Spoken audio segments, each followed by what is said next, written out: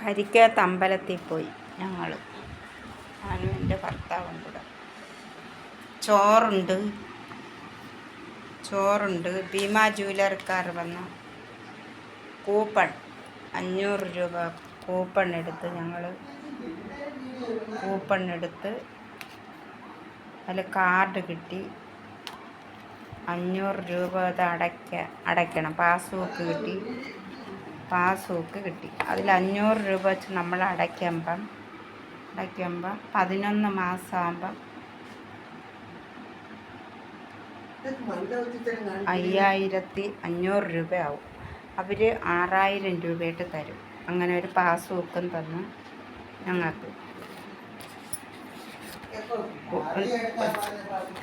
അവർ അതിനുള്ള ഉരുപ്പടി തരും. നമുക്കിഷ്ടമുള്ള ഉരുപ്പടി വാങ്ങാൻ വേണ്ടി ബാക്കി പൈസയും കൂടെ കൊടുത്താൽ മതി.